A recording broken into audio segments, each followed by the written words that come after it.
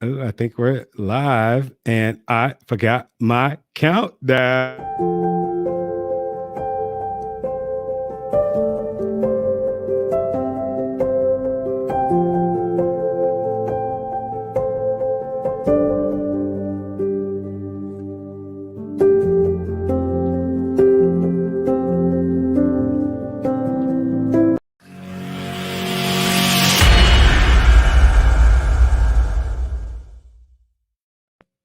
Oh man, I forgot to change the music, man. I got that soft music, that music that I listen to when nobody's looking.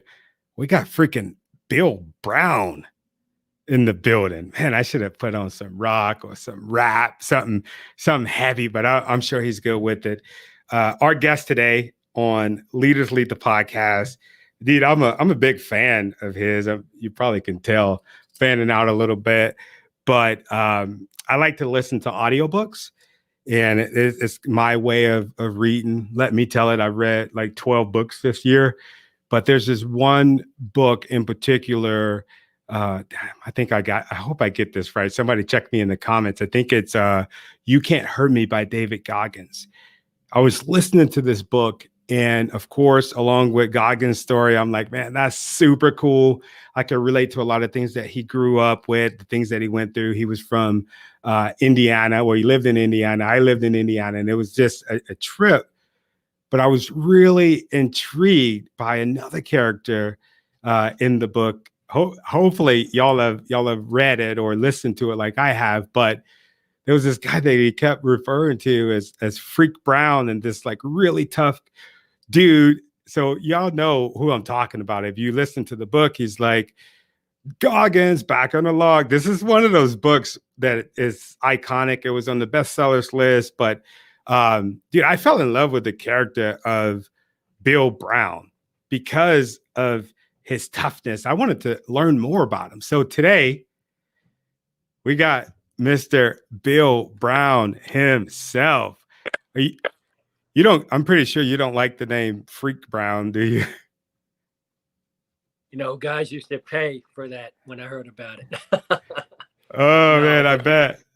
you know what? It's I look at it as a badge of honor, really, because they call me that for a reason. Because I went through a lot of rough and tumble stuff. So nothing but love. You know, everybody gets a nickname when they go through that. Well, not everybody, but most guys. And The I good guess guys. mine was kind of earned. And back in the day when I heard about it, I wasn't too hip on it, but and still not now. But it's I understand. You know Yeah. I almost look at it like a guy like I played football growing up, and like you got a bunch of guys tackling you, and you're in the middle of it, and somehow you just break through and make it through, and it's kind of like a freak type of thing. Yeah. And I think that's kind of what it's about because you know there's been a couple close calls out there, and somehow I made it through a little bit. So yeah, nothing but talk about Dave. A lot of beautiful men out there, and Dave's definitely one of them, and an honor to serve with him. Yeah. No, that's really good. I was looking at your Instagram, and it looks like there was another character. And I didn't bring you on here just to talk about this book. I want to talk about you. But I keep saying character. These are real people, but you got to understand, listening and reading a book, they're characters to you. And luckily, we got a chance to talk to one of my favorite ones. But there was another guy. I think his name was. You were hanging out with him. Is it Bigsby? Is that his name? Kenny Bigby. Yeah, he was in the book too, right? Yeah, same Buds class, man. I got nothing but love for those guys, and we just did a tactical survival course together. Mm. He's extremely talented guy when it comes to anything to do with martial arts, weapons, and just when you talk about a guy that's got your back, when you talk about a guy a guy that's like 24/7 hard, that's Big B, man. I got so much love for that guy, and yeah, and whenever you get, we went through Buds together, and we've been friends for over 20 years now. So whenever I get together with other SEALs and doing positive stuff, man. I really love it. And I've done a lot of great things with Big B. And so we kind of, because guys you go through buds with, that's basic underwater demolition SEAL training, a lot of times we'll refer to each other by our last names. Mm. Yeah, but yeah. So yeah, I'll tell you a funny story about me and Big B. So we were doing a reconnaissance and surveillance exercise at the end of first phase, and basically they had this POW camp, and we had to sneak up and basically write reports, observe what's going on, and write reports. And I got kind of a little aggressive, and I wanted to kind of, I was kind of like, I like to Just a push little aggressive. a little bit. Yeah, yeah. And so we winded up sneaking right underneath the POW camp. Like they had like a little, if I remember right, like a walkway, but it was like Mm. made out of wood. And we Mhm. got right underneath there, and there was like a map or something, some type of document on the walkway, and I went to put my hand up and grab it, and we got snapped. And they made us take off our clothes, right? And they know everybody else is watching, and they put us in this boat full of ice. What? Oh man, it was, yeah. And then so after the exercise, we gotta go. We're getting debriefed, and everybody's talking about, yeah. Then they grabbed up Brown and Bigby, and they made them get naked and get in this ice boat. Oh my God. Yeah, yeah, So Buds is a part of SEALs. Is that what you all do when you first get there? Like how does that work? yeah. So it's basically it's where they filter you out. It's where me and Goggins became good friends. It's where we met. And basically, it has three stages. You have the beatdown stage, is Hell Week, and then you have the pool comp or dive Fuck, stage, which is beat down water. stage. Yeah, it's no games. They're really trying to see who wants to be there. And I think there's a lot of beautiful things to that, because in any other type of training, like you get orders, and in this training, anytime you don't want to be there, at any time you can leave. Wow. And so you really, and they push it, and so you really have to like seriously want it. So when you get through with this whole ordeal, there's a couple of things. The one thing from the get-go is everybody who's still standing there, and it has a high attrition rate, is seriously committed to it. Like there's just no BS, Wow. because you know what you want through. And then the other thing is they're pretty good. I mean, as far as being physically fit, being mentally adapt, they're pretty solid. So it's a I tell you what, it's a great way to grow up. It's a great way to if you seriously want to take it to bad guys, it's the place to go. Wow. What how old were you when you joined? You were in the Navy, correct? Yeah, I was in the Navy. I was at 22. 22. Yeah. Wow. So Wow. I graduated high school and kind of messed around a little bit. Yeah, Yeah. but I had fun. Yeah. What made you join out of all branches? Like when you joined, this is one thing I was going to ask you. When you joined the Navy, did you want to join the SEALs? Is that kind of was that a part of the plan? No, not at all. So it was the whole outfit was a lot different than it is now. Back then, it was really low profile, and so I was from one of those families. Every male member in my family was in the military, from like on both sides, from like way back. And I'm from a blue collar family, and so both of my grandfathers were vets. My dad's a vet. All my uncles are vets. So I think it's something I always looked into. I thought, as far as being a man, and I just felt compelled that, like, it was a calling. Now, for me, Wow. I kind of grew up. I grew up rough and tumble, and the Navy saved my life. Now, I didn't. I didn't. My one grandfather was a World War II veteran in the Navy, and I think that's what kind of compelled me. And I didn't go in really to to join a combat unit. I actually wanted to become an electrician and learn a trade. But Wow.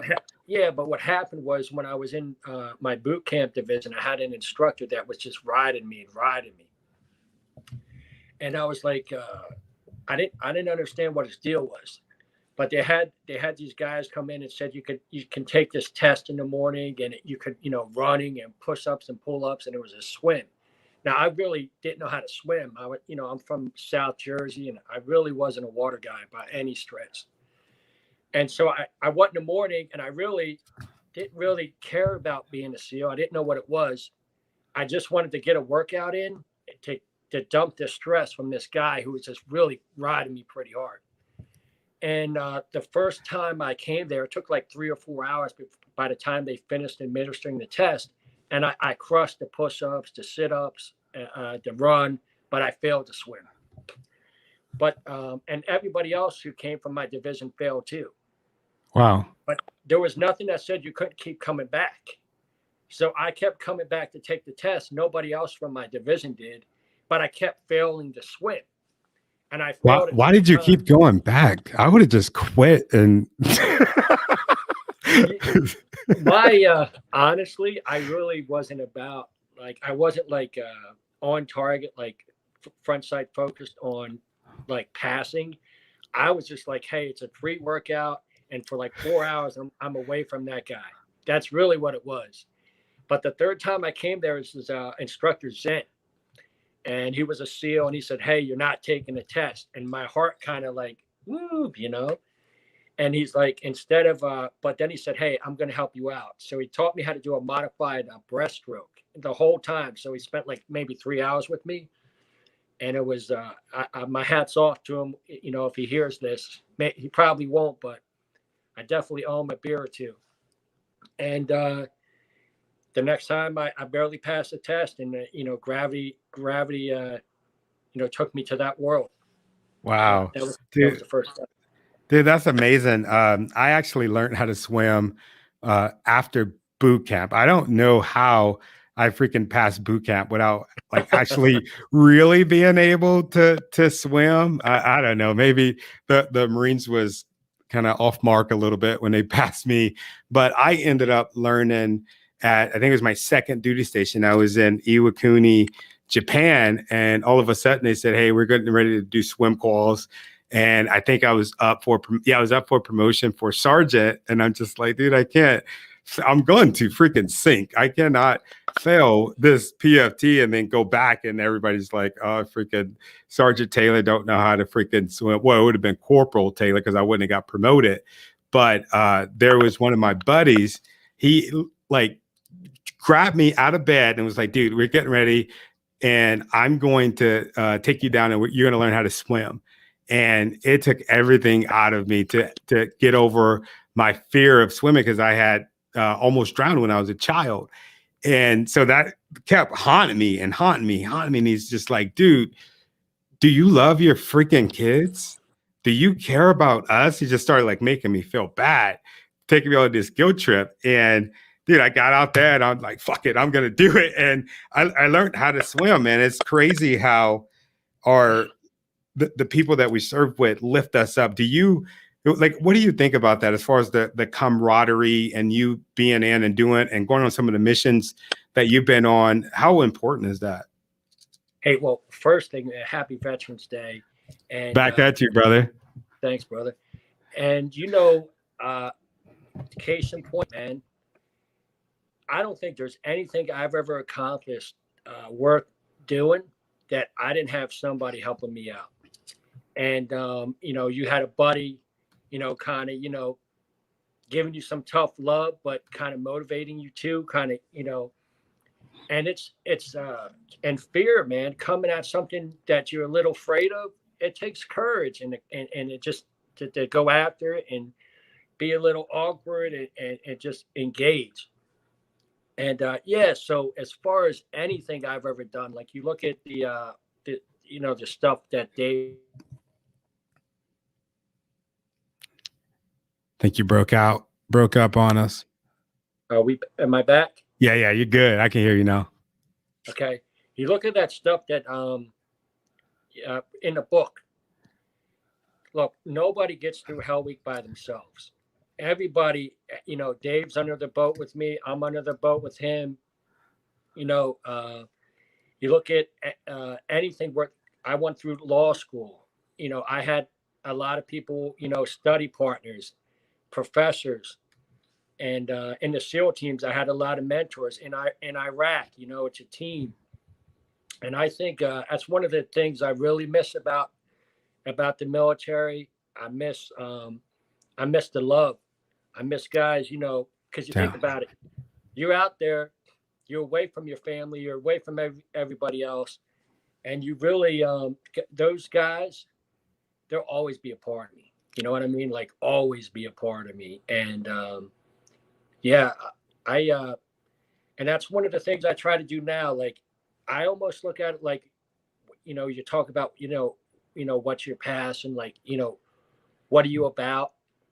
Well, I think what I'm about really is one is even right now in my law firm, like I work at McCarter English, which is a top tier law firm. It's the oldest firm in New Jersey, and there's a team there, and there's people that you're on a mission. You're on a couple missions. You're on a mission to try to be the best person you can be, but you're on a mission to help your tribe, Mm.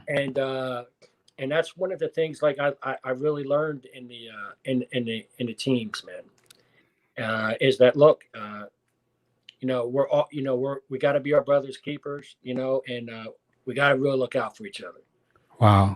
Yeah. Yeah.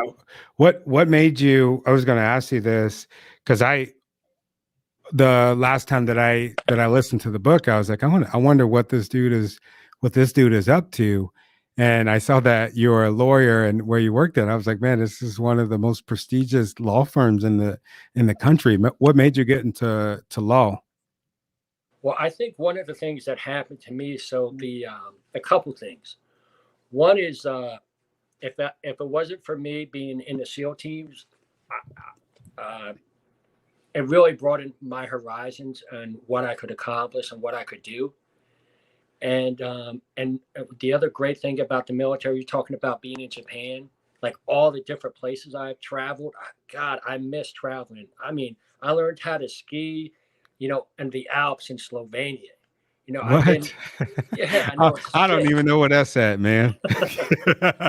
Yeah, it's a little north of Greece, a little south of Austria and Germany. Wow. Okay. Hey, in the chat room, let me know if you've ever been to, how do you say it? Slovenia? Slovenia. Slovenia. Let me know if you've ever been there, and be honest, let me know if you know where it's at. All right, go ahead. My bad, brother. But hey, and you think about like driving on the Autobahn in Germany, and just so many amazing, like hanging out in the Indian Ocean, or even honestly being in Iraq and out in the desert and seeing that that moon just piercing through, and it's so many like amazing sounds and memories I have from all my journeys in the military. But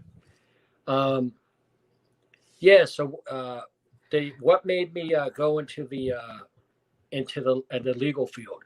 One was when I first went through buds, I got dropped the first time 2 weeks before graduation, and one of the things they really dropped me for, it wasn't because I was always physically and mentally on time. Like I was hard. Like there was this. That's just the truth. Um, I but I like that. think one of He said I was hard.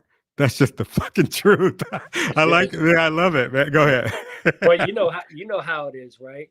It's Yeah. like it's one of those things that like when people get into it, some training like that, there's sometimes it's there's no buffer. You know what I mean? And Yeah. they're gonna find things out.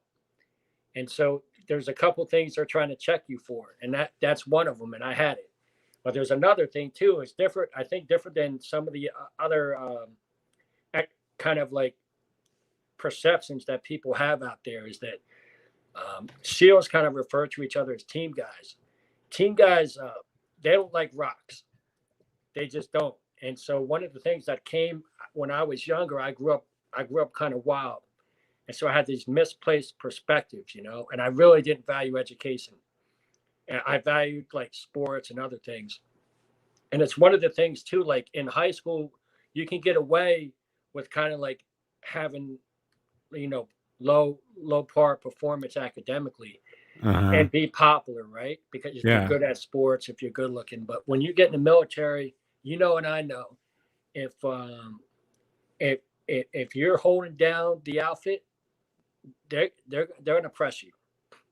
They're gonna press you in a lot of different ways, and that happens. And you're like a vice out there, And some of it's we got to be honest. Some of it's kind of brutal, and it's like the wolf pack. In a way, though, what happens is whatever kind of flaw you got, it gets so kind of pumped out there that you want to try to fix it.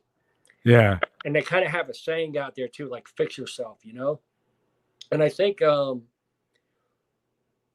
there's a couple things that happened to me. One is I had a cleft palate, so I kind of had and I went through speech classes for many years, and that on top of the fact that I had this tremendous amount of respect for these instructors, and so then when they would ask me or when they would talk to me or whatever, I would really not articulate my perspective or the reasons for my actions. And so they misread me.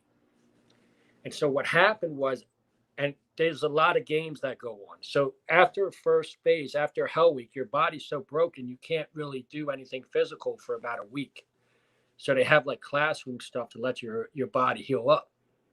And at the end of that week, it's called first phase finals. And the test is pretty simple. And it's basically just the chronological order of a hydro reconnaissance, which is old school UDT stuff. Basically, you're mapping out the gradient of the ocean floor as it comes up to the beach. So when Marines land, they make sure they don't get caught in a bad spot like happened in some of those operations in the Pacific Theater during World War II. And so what happened was, I knew the one thing I knew academically, I was way behind the power curve, Yeah. So what happened was during the weekends, the majority of the training, you can go out to town and, go to Tijuana and party it up. Normally you would do that on a Friday night. And then a Saturday morning, you kind of recover. Then Sunday, you're actually taking care of getting ready for an inspection Monday. And that takes stripping the floors, waxing. It's like you're getting ready for the Monday morning raid, really. But I didn't go out. I studied, and I don't know if they already picked up on that was my flaw at the time. Maybe they did because they have they got a good read. They're like sharks, huh? Yeah, it's what it is, man. And so I take this test. Right. And, things happen there. Things happen. That's all I'm going to say. It's not a Mickey Mouse place. And there's not a lot of sensitivity going on. And especially when I went through. And these guys are like, they go up to our OIC, officer in charge. And that's the other thing. I saw a lot of officers quit and guys who went to like really good colleges and stuff. And to me, I came from such a background that if somebody went to college, I thought they were really rich. Like I was so like, I thought if somebody went to a private school, they were rich. Like I was so off base. Like my scale was way off. And so this instructor, he comes up in a class and things get crazy, man. And he goes to our OIC. He's like, we got a new record in Bloods, a new record. He's like, can you believe somebody in your class got a 16? That's 16 out of 100, 16%. Oh. He's like, a fucking 16. And I'm sitting there, right? I'm on my chair like this. Tony, I'm praying to God. I'm like, dear God. I'm like, dear God, I studied so hard. I studied so hard. I'm like, dear God, please don't be me. Please don't be me. So he walks up to the, and when I say things can turn in a split second, like things can turn and things can get real rough. And he walks up, right, and he stops because sure as hell my seat was set by the aisle, and he stops right next to me. I'm like, oh God, my stomach drops. I'm like, why did he just stop here? And he looks at me. He's like, if I got a fucking 16, I'd go home and fucking kill myself. And he picks me up like this, rips like this, and up in the air. And What? It got a little rougher from there. But I'll be honest with you, man. Those guys, they saved my life. Because I was so I grew up so rough and tumble. If I didn't have that at that moment in time, I was so far behind the power curve. If I didn't have that and let me know abundantly clear that is not acceptable. Wow. That's not how you should be. It was a wake up call. It was and a lot of people outside, the kind of way I thought of it, I kind of thought of, I was pretty good in sports, but I got in trouble a little bit. And academically, I was a mess. And so I kind of looked at it like there was two ways out. There was the way out in the military, or is the way out in sports. And so the military was for me, man. And I got a lot of lessons, man, a lot of hard lessons. And, wow. But don't get me wrong. I was, I wouldn't take any of it back. But at the time, it was tough. Dude, what a career. I got a clip I want to show our viewers. I found this clip after I did my deep dive on you. And dude, I got to tell you, I watched this video probably about 4 or 5 times. My wife was like, what the hell are you watching, dude? Because I was just laughing, brother. Check it out. A heated exchange captured on camera between New Jersey's Governor Chris Christie and a former Navy SEAL. What led to it all? Here's ABC's Mark Greenblatt. Please consider veteran students and non-traditional students like myself here. At this town hall meeting, Rutgers law student Bill Brown admits he did interrupt New Jersey Governor Chris Christie, but never expected this. If you decide what you want to do is put on a show today, let me tell you something. I can go back and forth with you as much as you want. Brown says he and thousands of others who signed this online petition haven't been able to get Chris Christie to hear their concerns about the governor's plan to merge 2 New Jersey colleges. But when Brown decided to go straight to Christie himself and wouldn't back down, he got an earful. And let me tell you something. After you graduate from law school, you conduct yourself like that in a courtroom, your rear end's going to get thrown in jail, idiot. And it's not the first time Chris Christie has made headlines for his combative style, taking on teachers' unions and even his own constituents. What you want to do is put on a show and giggle every... All right, that's enough. That's enough of that, dude. What was going on, man? Right, I love it, by the way. Thanks, man. This is kind of inside baseball stuff. So I told you that my grandfather, Bill Brown, was a veteran. My dad, Bill Brown, was a veteran. I'm Bill Brown. I'm a veteran. So my dad was the first person in my family to go to college. He used to GI Bill, and he went to Rutgers in South Jersey. Now, Rutgers is a state university of New Jersey. And what happened was Rutgers is kind of unique in a way that it has 3 campuses throughout New Jersey. 2 of them are in North Jersey, Newark and New Brunswick, and then one's in Camden in South Jersey. I was a South Jersey guy. I went in the military. I got out. I kind of followed my father's footprint, used a GI Bill, and I went to Rutgers. And in undergrad, it's kind of funny, compared to being in the SEAL teams, honestly, it was very easy to get very good grades in undergrad.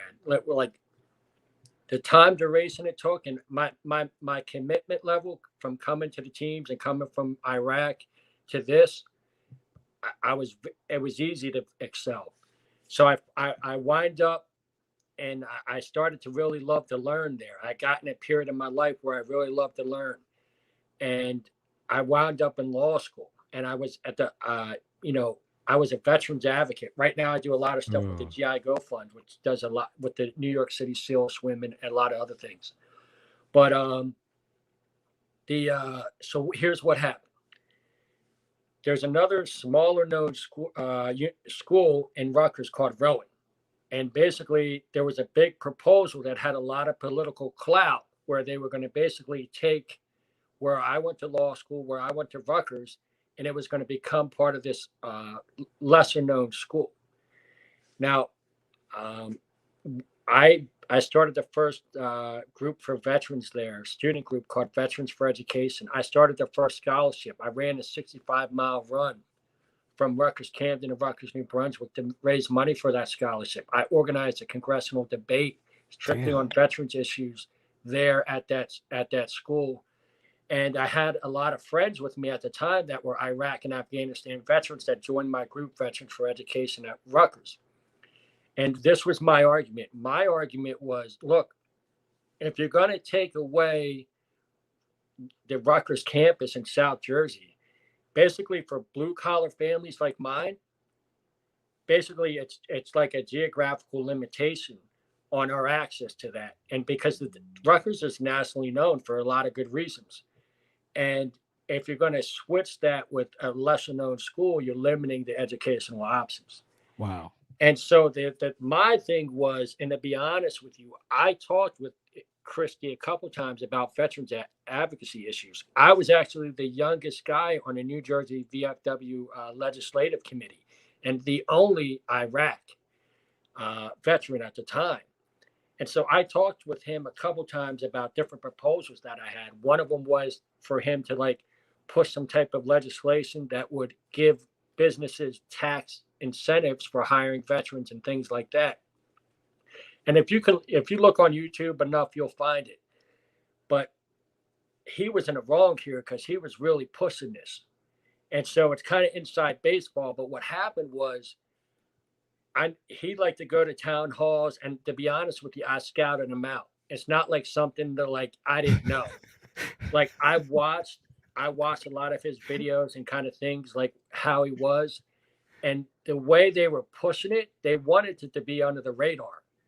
And I kind of jammed that up for him because I made it national for a while. It was like for like a few days, a week, it was viral national headlines. So I scouted him out. I talked to him a couple times. I knew what his disposition was, you know. So I like how you said I scouted him out. I love that. Yeah, and the other thing was I ran for office. I ran for office when I was undergrad. I ran for township council as a Democrat, and I ran for assembly as a Democrat. And the Republicans, they threw some money at me, and they ran a negative campaign.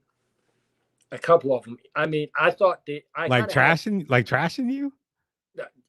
So I got in some trouble when I was a kid, like for actually defending my brother once in the mall, but I was in the detention center and stuff like that. And they had like jail cell bars behind me. They try to act like in the commercials, like I wasn't a SEAL. Like all these negative mailers. They had commercials on there, so they knew who I was when I came in there. They knew who I was, and so I figured egotistically there was a chance he was going to call on me. But I think here's a catch that a lot of people don't know.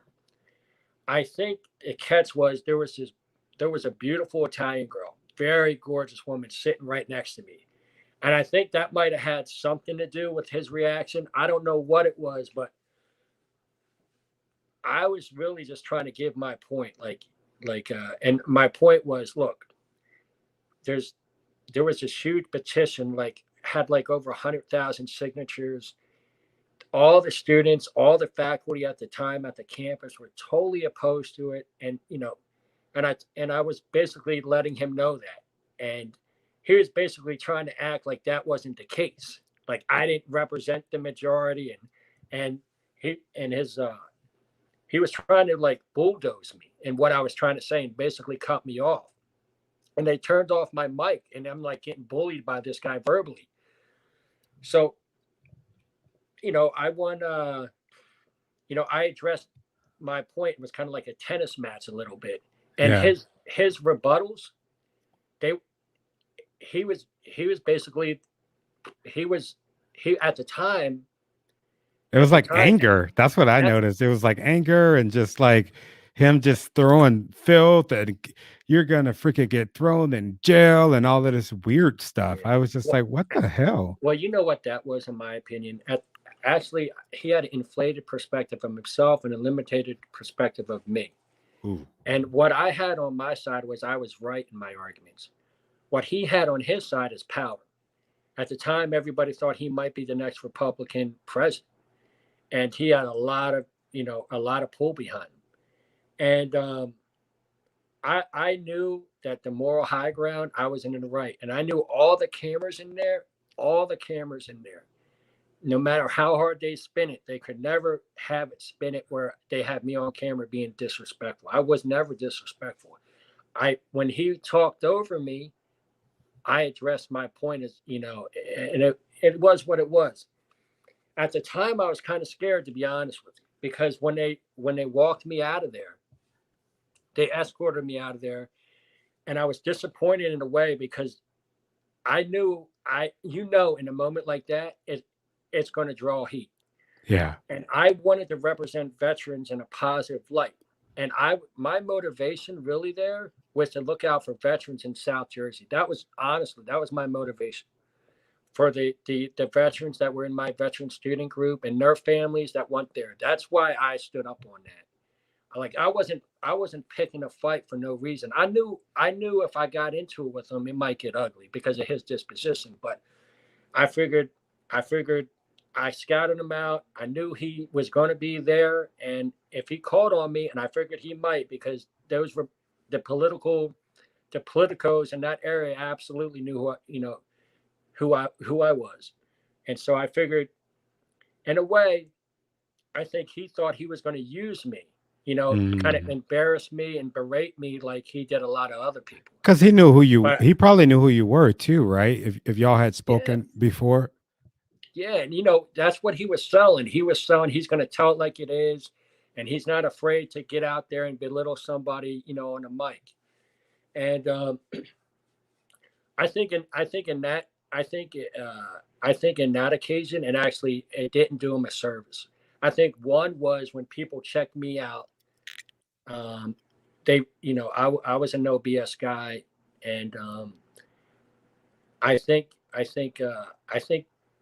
people realized that I was in the right.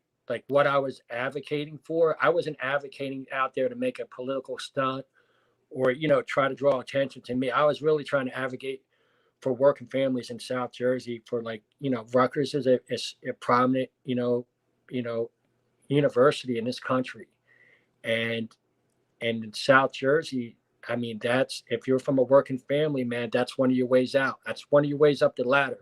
College. And they were trying to take that away. So that's what that fight was about. Wow. Wow. So did you receive any backlash at all for doing that? I mean, it was kind of funny. So previous to that in law school, I had this professor, and this guy won the Nobel Peace Prize. And he was brilliant in his own way, but in another way, he was very insensitive. And he would make, and this was in a criminal law class, and he would make these comments about veterans and things that I felt like I was tied to a tree and slapped. Wow. Because I took it seriously, and I knew I was really going after something that was going to be challenging for me, especially from my background. Like guys in the SEAL teams now that I serve with, and guys that I grew up with, they're like, it's unbelievable that I became a SEAL. It's unbelievable that I became a lawyer. And so I sat up in the front row of every class, as close as I could to every professor. Like, I wasn't messing around, because I knew, I knew I was like fighting Mike Tyson, Yeah. And yeah. I knew I had to take it serious or I was going to get knocked out. And so I was like, that little guy in the gyms that's got no arms, but he's trying to do those curls. That's the truth. Like, I wasn't messing around.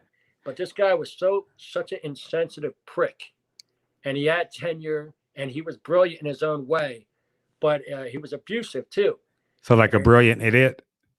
I don't know. This guy was you know what? There's only one word for it: turd. Go ahead. Yeah. Yeah, and so this guy, he had this. So one of the things in law school, a lot of your law school exams are basically your whole grade is based on one exam, and so one of the ways you'll study up for it is you'll study you'll have access to the professor's previous exams and what they find are the ideal answers. Okay. And a lot of the way the questions are about, or basically there's a fact pattern. And something happens in a fact pattern, you have to find what the legal issues are that happen, what are the likely, charges, or what are the likely defenses, the complaints, the defenses, and what's the likely outcome in accordance with the law you studied. You're a smart dude. I don't know about that. I think dude, you're smart as shit. I think my number one attribute really is what David Goggins has got, and I think that's and what a lot of SEALs, a lot of Marines have. By the way, I worked with a lot of the Marines in the job. Oh, cool. In 2005, and I got nothing but respect for Marines, except that one time we got in a fight. it's always that except that one time either they kicked the shit out of us or we kicked the shit out of them. Yeah, man. No, you're really intelligent and really nice, bro. That was one thing I was gonna say. I'd never forget. There was this moment. We live next to some special operations guy, and even though I was in the Marine Corps, I've always been like, man, those dudes have seen some shit. We're not gonna mess with them. I always felt that way. But one day this guy, he's walking his dog, and you could just tell, dude, this motherfucker was born hard. He's walking his dog, freaking, he goes to his house, his dog freaking gets loose, his dog runs inside of our garage. I'm in the garage with my dog. His dog takes my dog's dog toy and freaking runs and goes to their place. And my dog's looking at me like he just took my toy, like, help me. And I'm just like, no, we're good. We're not going to go mess with them. And finally, after he like was crying this whole time, I go, let's go down there. And I go up to the garage and I was like, hey man, it was like 4 or 5 dudes. It might have been more than that because it was like dudes in the kitchen. You know how y'all roll. And I'm like, yeah, this is going to sound silly, but my dog is upset because your dog took his toy. And he's like, oh, man, no problem. Like, here it is. And he's like, dude, why'd you take his toy? And he's like, you want a beer? And I got a beer. And I'm just like walking home later, like, damn, those dudes are super freaking nice. And that's been the kind of interaction that I've had with people that have been in the elite of the military. Is that something that they teach y'all? Because it's kind of the opposite perception as far as us folks that haven't been in those special groups. We think that, oh man, those dudes are rough or tough, or they might even be assholes. I think, there's a few assholes everywhere, but I think a majority of times, I think, you know as well that it's always better if, guys are dealing with a lot of stress, guys are dealing with different things. It's always better that you try to be cool, because the last thing you need is things are tough and then you got a guy being an asshole. And I think the other thing too is you got mutual respect, because there's some truth to the realities of it, that everybody here is somebody you got to take seriously, and to a certain extent.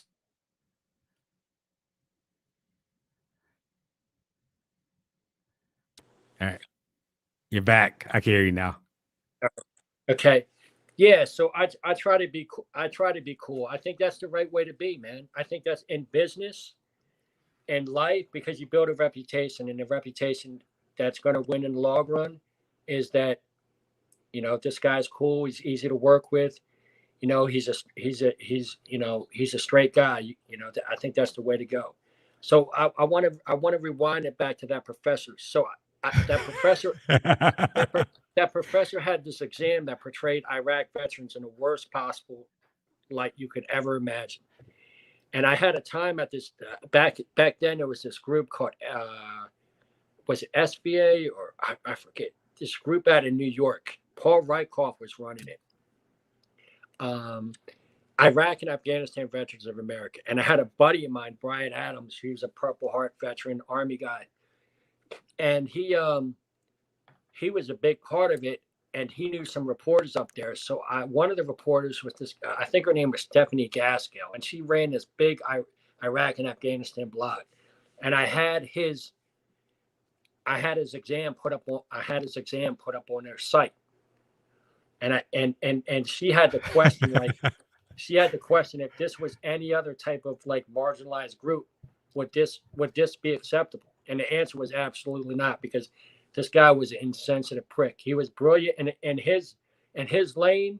He was a race car driver, but he was insensitive to as far as guys like me and you that put it on the line for a country. He couldn't see it from his backyard. Wow. And so I put it up, and so I got so much. Like at that time, law school is kind of like boot camp in a way, right? Where these professors have so much control over your livelihood. What grades you get determines what clerkships you get, or if you get a clerkship, what internships you get, or if you're going to graduate. And so the right tactical move is to be non-adversarial at all times. And so, but that's not why you were there, though, right? Well, I was there because I wanted to learn. I really, for a while, I loved to learn, and that's what drew me into it. But I called his card and I put it on at the time, which was a huge blog. And so a lot of the professors, like they had it, they were like wanted to put a petition. It was ridiculous. And then the students wouldn't talk to me. A lot of the professors wouldn't talk to me.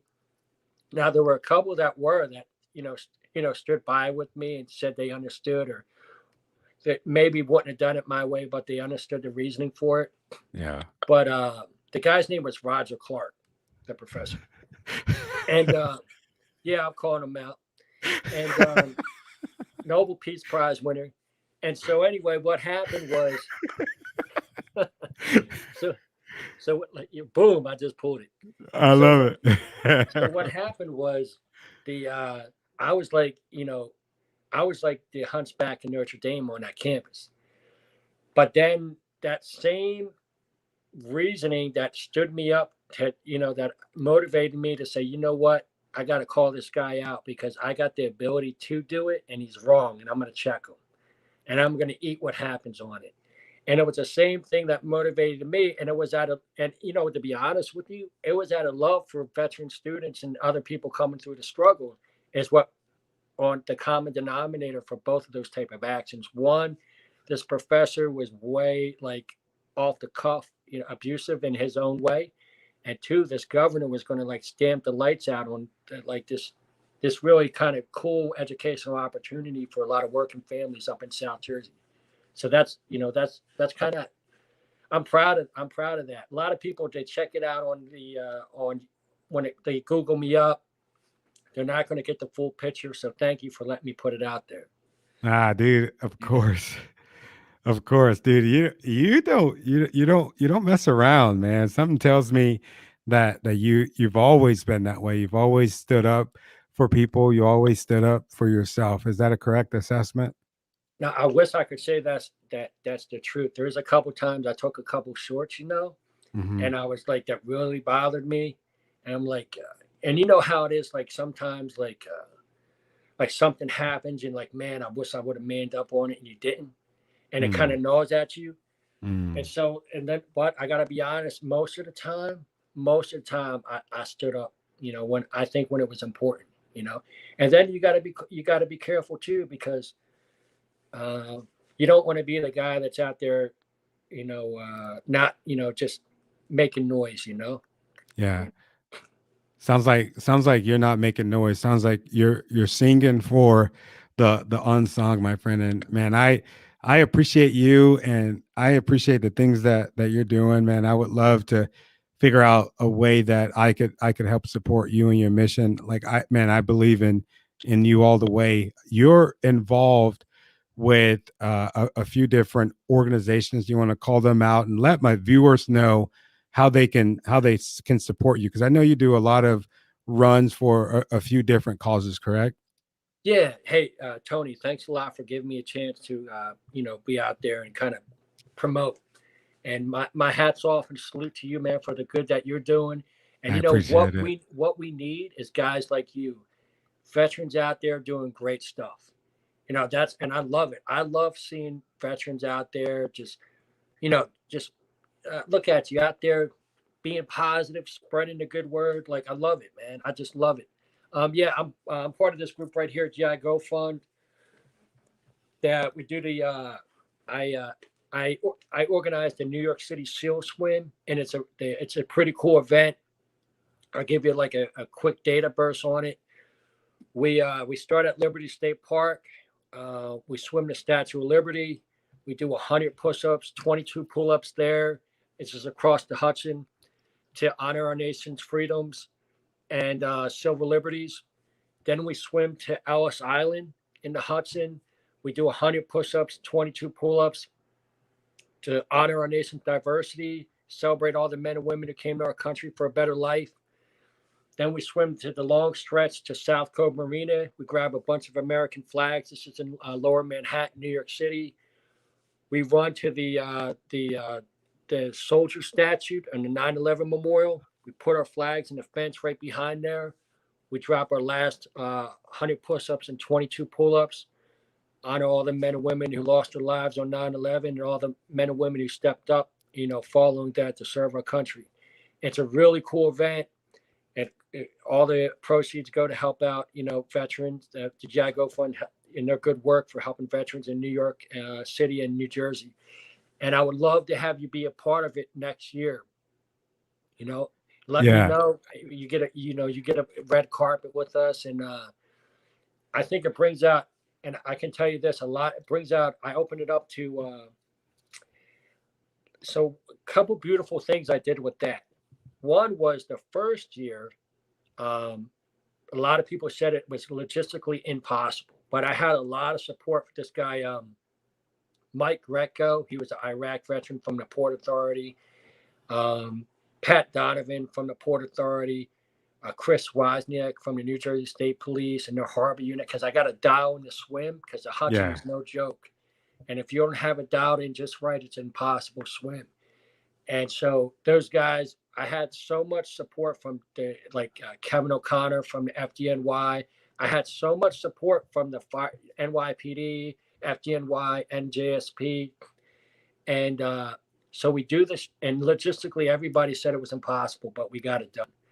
And one of the things I love about the GI Go Fund is that they invested in me when people couldn't see it. You know what I mean? And they were a small enough group that we did something beautiful. And the first year I really liked it because a lot of people who didn't know, like who haven't been in a combat zone, and the whole world was hating on Eddie Gallagher. The whole world was stepping on him. And if you think about due process and how the NCIS, they're tapping his attorney's emails and they're trying to try him by, the press, and huge disservice. And basically, when you think about one of the things that our country stands for is due process is really important, especially when your life and liberty are at risk. And they had their hands on the scale. And one of the other things too is people who, people who've never been under that type of duress and those type of extreme conditions, they can't understand. And so they were stepping on that guy pretty hard, and he comes out he's like that football player that breaks through all the tacklers and somehow gets out. And he had one of the things, there's a disconnect there's a disconnect in the military. We got to be honest. There's some officers, high-ranking officers, that they forgot about the beauty of their men in the field, and they're political hacks, and they're stepping on their warriors, and that's what was happening in the SEAL teams. And if like I got into it with Admiral Green, like if you do some research about that, I got into it with him too. But what happened was they were stepping on that guy. And we got around him. I had him like, and he was going to do the swim, but decided not to because he didn't want to have any negative press on it. But after the swim, after we did our last set of push-ups and pull-ups, we all got around him. And that picture got out there. And to all the team guys out there, all the SEALs and all the guys who put in the work, that's how the vast majority of them felt. That's how we felt. And we let the whole world know where we were at on that. And that's the door kickers. And then the second year, everybody's hating on law enforcement, just hating on them. And I think a lot of it was, hey, in the military, you got some turds. In law enforcement, you got some turds. But I think the vast majority of guys out there with a vest and a flag on it are good men. And so they're getting hated on. And without their help, my swim would have never happened. So we let them get in the swim with us. And on our shorts, I had like NGSP, NYPD, FDNY. Then every time I got on the on Fox or whatever, I gave them love. I said, hey, man, I got nothing but love for men and women who put it on the line for a country. And so I'm really proud of that. And so, yeah, there's a lot of other things that, we put out there like a message. And then this year, I'm really proud because this was the 20th anniversary of 9/11. It's the 10th anniversary of Extortion 17. And I lost some friends, man. You know what I mean? And I think of some of the stuff going on. And I think, man, a lot of people, we think about Veterans Day, Memorial Day, and you know how you were saying with the book, like it's just names, like characters, like Bigby, a beautiful man, Goggins, a beautiful man. Like these guys, these are really great Americans, man, just beautiful people. And it kind of reminds me of case law. Like when I was studying law and like learning about cases, like, oh, it's just these fact patterns, like, but sometimes you got to take a breath back, be like, that's a real person. Yeah. And so I lost a lot of friends, man. And I had the opportunity, to do a couple things right here. So the last time the Leapfrogs jumped into Liberty State Park prior to this was in Fleet Week 2017, and a SEAL by the name of Remington Peters burned in. That means he had a malfunction in his chute, and he couldn't fix it in time. And he, and I was going to say, yeah, translate for us pogues in the back. So the Leapfrogs jump. I had a lot of love from guys like me and you. We and the teams, we called it the enlisted mafia, right? E7 Mafia. And so I had a lot of help in the teams from the E7 Mafia, and I had a lot of help from guys who got out, like high rank and all that, like a lot of command master chiefs, senior chiefs, like had my back big time. And so the Leapfrogs jumped in. Last time they did that was when Remington Peters burned in. So I had my guys do push-ups to honor him from the get-go, like a good way to honor him, Yeah. So made that full circle. Then Brian Bill was in my last platoon in Iraq. He got hit in Extortion 17. Oh. And so got Fox News to film it while the Leapfrogs jumped him and his brother in. And then his brother his brother was a team guy, did the swim with us to honor his brother, Brian. Yeah. So I was really, really proud of that because, that's a beautiful family. I served with Brian, and I think we did him, a beautiful salute, man. Yeah. So, and that is beautiful, man. Yeah, man. Does Fox News know you ran for office as a Democrat? Yeah, you know what? I'm sure they researched me. And they probably had cold feet about it too. You know what? I came from a blue collar family, like in a union family, and that the union family, blue collar, they were all Democrats. Yeah, man, dude, this has been great. This has been great. Everybody, go out and support. Show us the shirt again. Yeah, I love it. Is GI Go Fund. Go and support it. What's the website? Is it www.gigofund.com? GIGO.org. gigofund.org. Hey, I'm going to close us out, man. It's been really great. Just hang out in my fancy green room in the back, and I'll get to you in a second, brother. Tony, all right. Thank you, man. All right. No, dude, thank you. The pleasure is all mine. This has been great. Oh, sorry. Pleasure's mine, Tony, man. You rock. All right, man. You as well, brother. Thank you. Oh my God, that was amazing. We were just talking to the legendary Bill Brown. Man, if there isn't I would say the one takeaway, the biggest takeaway from his story and his legacy is never give up. Never give up and live to serve. I'm so grateful to Bill Brown. I'm so grateful to you, the viewers, everybody that's commented in the comment section.